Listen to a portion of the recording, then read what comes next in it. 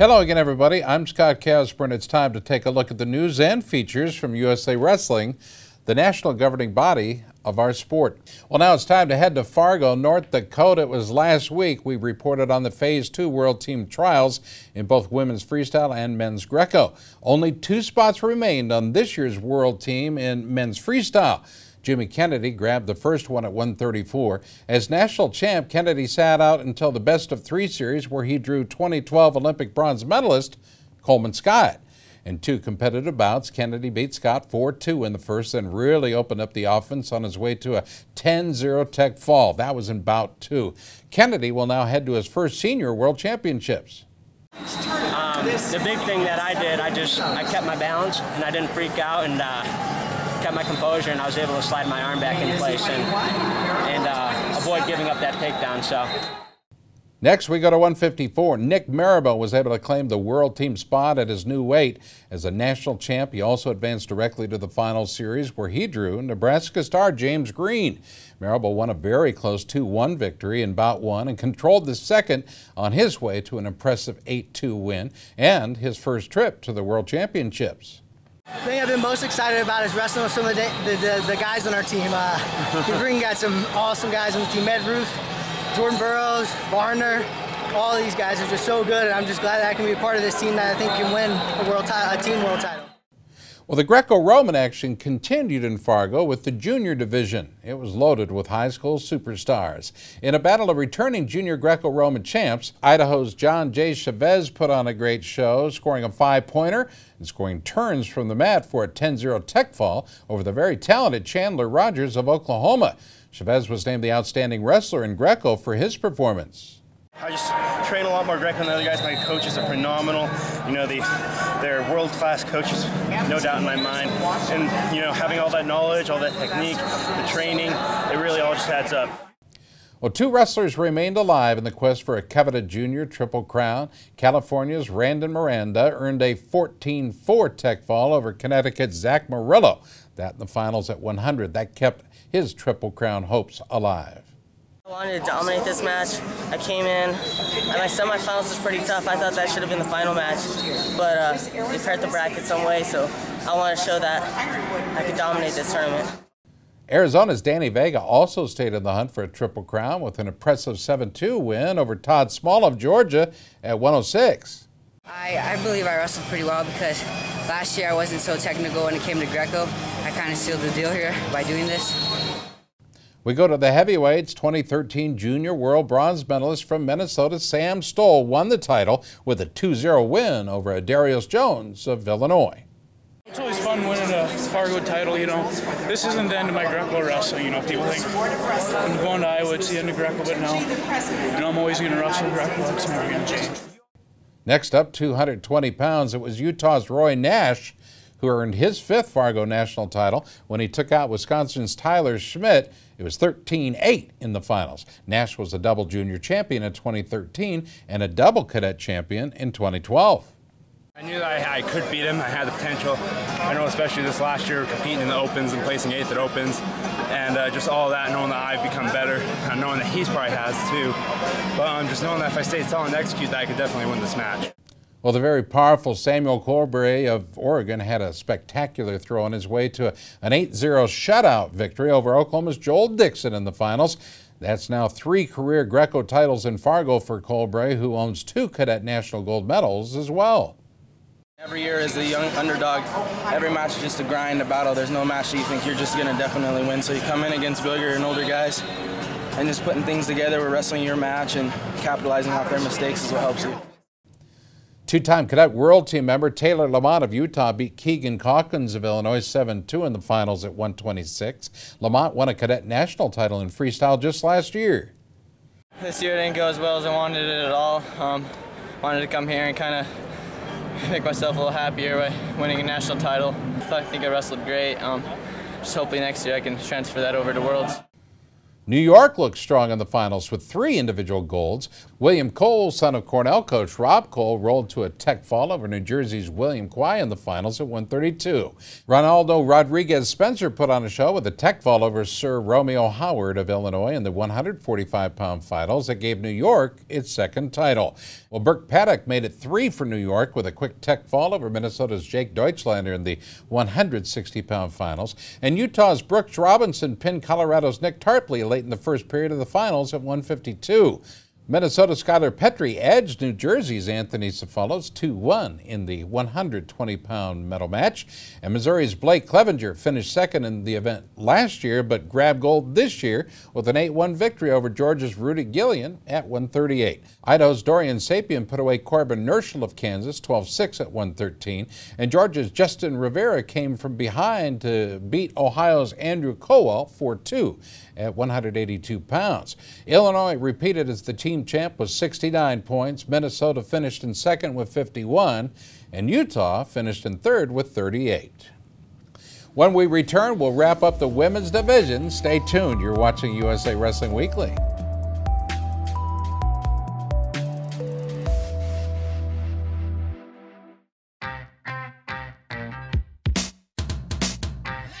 ASICS has been there. They've been the lifeblood of the sport.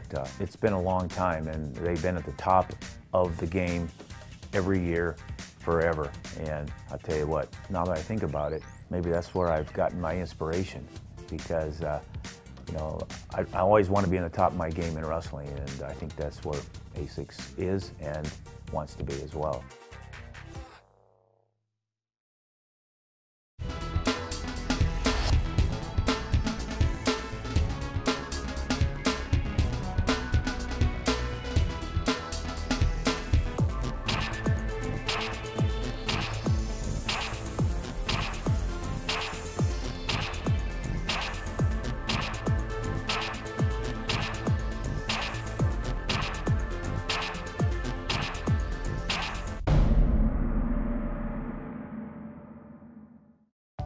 Hi, I'm Wayne Boyd, Director of Operations and Development for Titan Mercury Wrestling Club.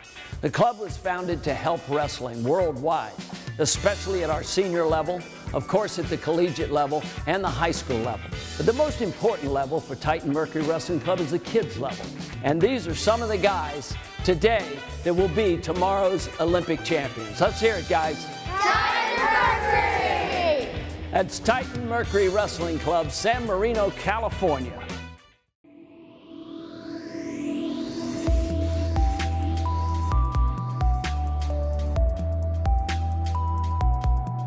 Well, the women's division wrapped up with a loaded junior field featuring a record turnout for the year. What a great week it was for Hawaiian star Tishaya Allo. Just 5 days after winning a Cadet World title, she repeated as Junior Nationals champ when she rolled past 2012 Cadet World silver medalist Kayla Miracle of Indiana. It was a 10-0 tech fall in the final round at 130. Allo was also named the Outstanding Wrestler for her performance. Usually against really tough opponents like Kayla, she's really aggressive. I knew that I had to slow down my game and try not to play her game, play mine, and it worked well. She's really tough, and I'm really glad that I got to wrestle her. She's super good. Well, New York's Alexis Porter won her third straight Junior Nationals title when she defeated Florida's Shamira McTeer 5-2 at 148 pounds. This was a little more, I had to work harder for. I definitely did. I really admire her. I think she's a very athletic, great wrestler. Got a lot of potential in the future, and just to come out here and kind of get a really aggressive fought win, I was really happy for myself. California's Gabrielle Garcia flew to Fargo after her 5th place finish at the Cadet Worlds and scored a quick pin over Arizona's Ariana Velasquez in the final round at 121. I wanted to come back because last year I blew out my knee during Cadet Finals, and I wanted to come back and show them what I had for juniors, show them that I could keep going. Colorado's Maya Nelson repeated as a Junior Nationals champ, taking out 2014 Cadet Nationals champion Sierra Foster of Idaho. It was a tech fall in the finals at 125. I felt really well, and I went out there, was aggressive on every match, and I just dominated. You always got to go into a tournament thinking, you got to be the best, you have to get that #1 spot, and I'm glad that I got it this year. Washington's Kaya Venskoyak also repeated as Junior Nationals champ. She pinned Rachel Bridges of Texas at 198 pounds. In judo, it's all about using momentum and using off balancing and all that kind of stuff. So when I get the girls going in one direction, they're not going to stop. So it made it a lot easier. South Dakota's Rona Heaton rolled to a tech fall over California's Harmony Roberts in the finals at 105. That added to the Cadet Nationals title she won earlier in the week. My dad just is trying to help me achieve my goal. I want to be on the world team and be a world champion. California's Kendall Rusing pinned 2014 Cadet Nationals champ Alexis Blue of New York in the finals at 159. Washington's Marissa Baruta pinned Cassidy Jasperson of Texas in the finals at 112. And in an all-California finals, it was Dominique Parrish who defeated Madison Tung 8-6 at 117. Washington's Desiree Zavala opened up her offense for a tech fall over Iowa's Cassie Herkelman in the finals at 139. And it was Taylor Rosario who defeated Clark Walker by technical fall in an all-Texas battle at 172. Rosario was also a cadet champion just last year.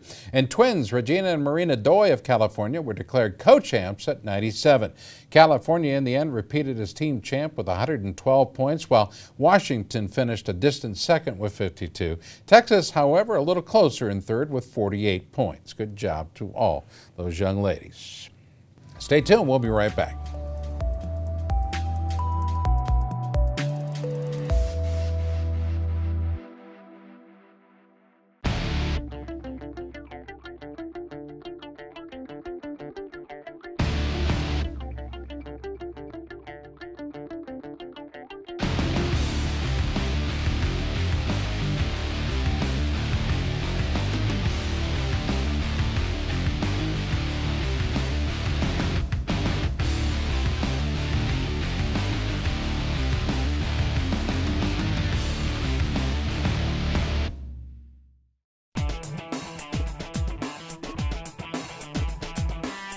Each season, Liberty Mutual's Responsible Sports Community Grant Program awards $65,000 to youth sports organizations and school sports programs that demonstrate their commitment to responsibility in youth sports. Your organization could be one of our 20 winners this season. It's easy. Simply visit responsiblesports.com and click on the Community Grant Program. Administrators register their organization with the program, then reach out to rally parents, coaches, and team supporters to log on and review either the Responsible Sports Parenting or Responsible Coaching Guide. Then complete the quiz and showcase your mastery of the concepts. Every successfully passed quiz is worth a point that you can credit to your favorite youth sports organization or school sports program. Connect with friends, family, and neighbors to rally more support. The teams and schools with the most points at the end of the grant period win. It's that simple. Watch the leaderboard throughout the grant season, then rally more of your supporters to increase your totals. Liberty Mutual is committed to celebrating and championing youth sports and to financially supporting organizations that demonstrate their commitment to responsible sports. Join the movement and start earning points toward your community grant.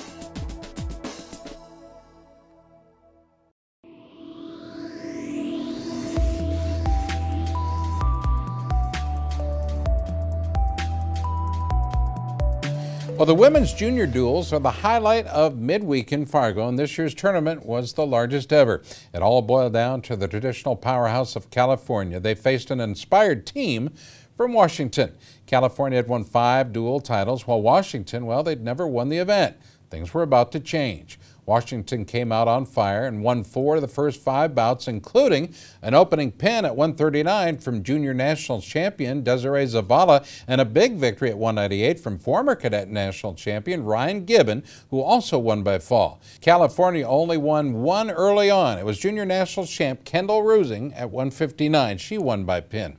After a forfeit victory from California, Washington went on to add 2 more pins, including one by junior nationals champ Marissa Baruta over Alyssa Barreto at 112. California made a strong comeback with a tech fall by junior nationals champ Dominique Parrish at 117, a pin from junior nationals champ Gabrielle Garcia at 121, and a clutch victory by the always tough Alyssa Gonzalez at 125. It all came down to the final bout between Haley Huerta of Washington and Marina Brasino of California.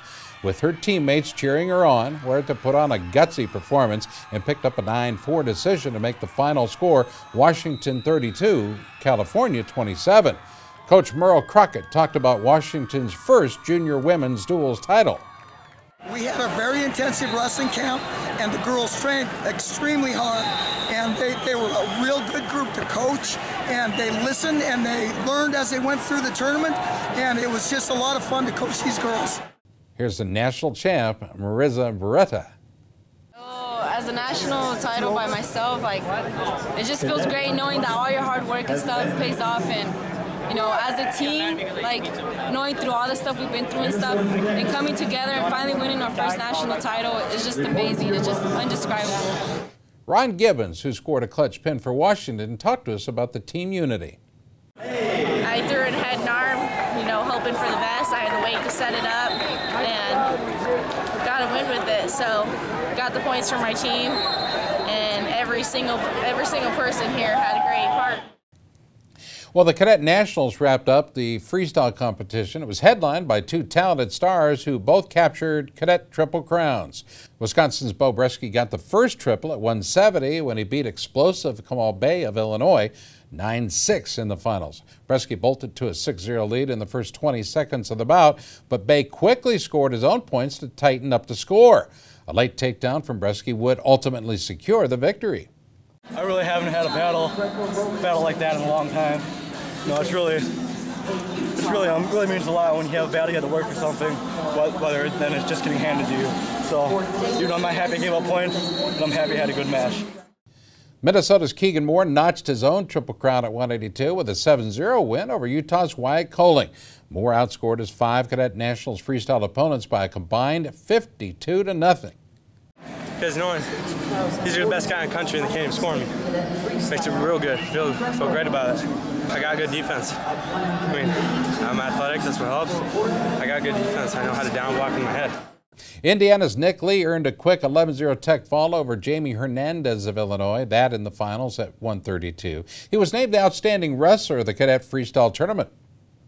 Everybody's here tough, especially at this weight. All over the world, everybody's tough. I expected a grind.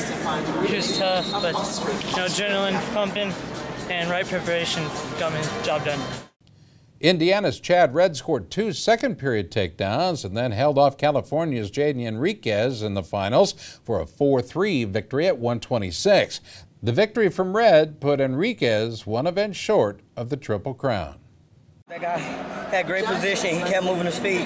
Just like me, he knew what I was coming for. I was coming for straight doubles. I get him after we got the break. Coach told me to go to my singles, and I start switching it up. I like to shoot off of both legs because that's more effective.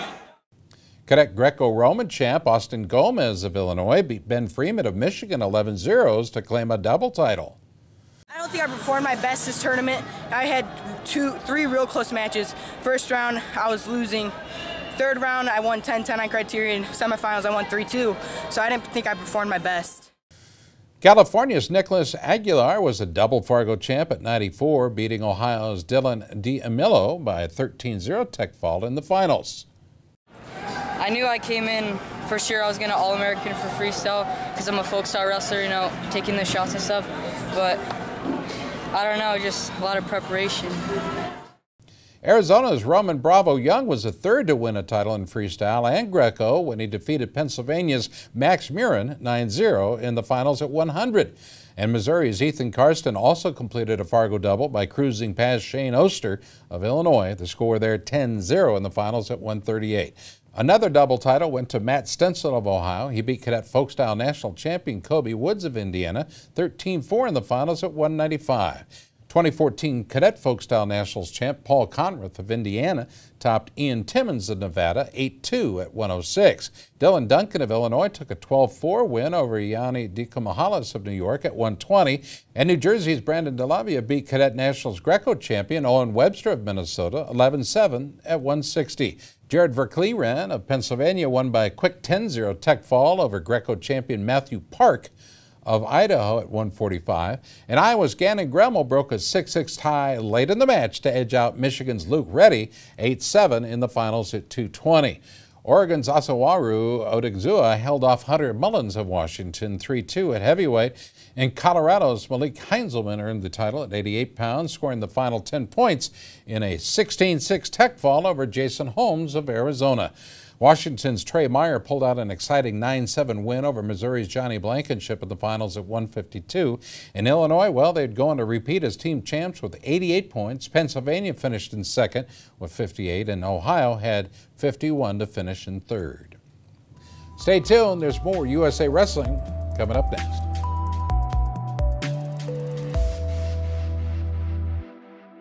There comes a point in your life that determines who you are, whether you will lead or follow, whether you will fight or give in, whether you will win or lose,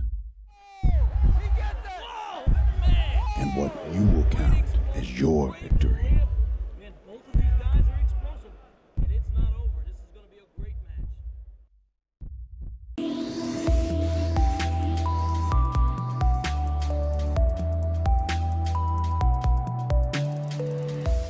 Well, the final tournament in Fargo featured the always popular junior freestyle division. 2 champs of the smallest weight classes earned coveted junior triple crowns. Go to 100 pounds first. California's Randon Miranda used a big second period for a 14-3 tech fall over Connecticut's Zach Murillo. I'm just excited. I'm happy. I worked super hard for this, and I'm glad that every practice I did, I put in that much effort to be triple crown this year. Arizona's Danny Vega earned a triple crown at 106 after rolling to a 12-1 win over Indiana's Drew Hildebrandt in the finals. I was a little nervous, a little bit, but I knew it would happen. I was just focused on the national title, not too much the triple crown because that would psych me out. I move in freestyle, everything just goes for me when I do freestyle. New Jersey's Mason Manville won a cadet world title early in the week in Slovakia and flew to Fargo, earning a junior freestyle gold with a 7-2 victory over New Jersey teammate David McFadden. It's been crazy, you know, wrestling in 2 worlds and then coming here and wrestling here. It's a grind on the body. I'm tired, you know, but I was glad I got to do it. Glad I won, you know.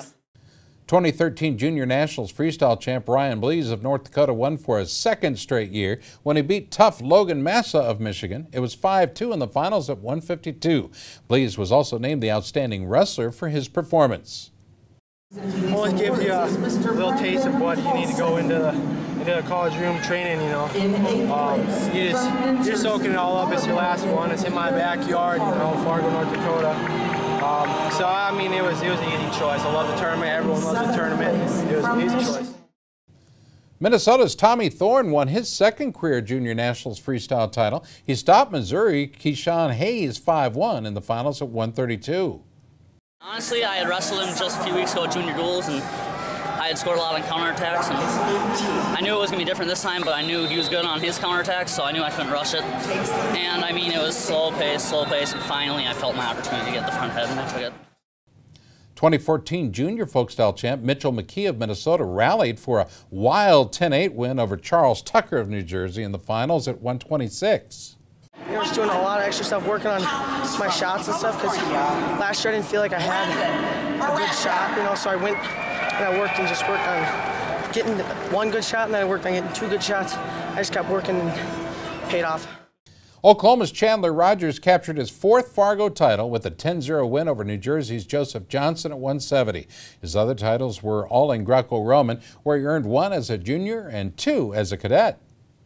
Yeah, this is fun. I'm glad that God pulled me through it and gave me this win that I've never had before, and it's just been a really great experience.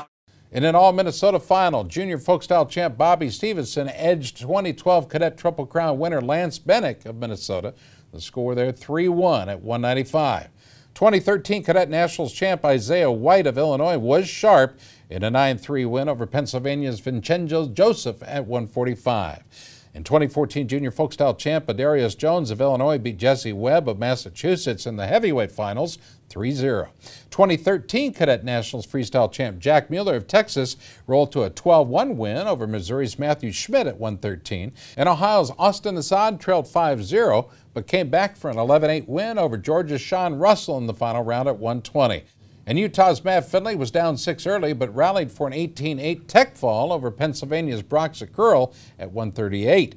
New Jersey's Miles Martin earned a quick 10-0 tech over Ohio's Andrew Kowal at 182 in the title bout. And Iowa's Marcus Harrington powered to a 6-2 win over Oklahoma's Andrew Dixon in the 220-pound finale. New Jersey won a close race for the team title with 58 points, followed by 3 teams tied in second with 53: Minnesota, Oklahoma, and Pennsylvania.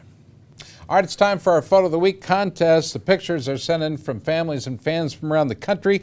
This week's photo comes from Mark Butcher, and it shows Maximus Butcher of the Young Guns from Goddard, Kansas, after a victory in the 6 and under division at the 2014 Midwest Classic in Kearney, Nebraska. You can have your picks considered for our contest simply by emailing them to the address on your screen. That's Gary Abbott at gabbott@usawrestling.org. That'll do it for this week's show. From all of us at USA Wrestling, I'm Scott Casper, and thanks for watching.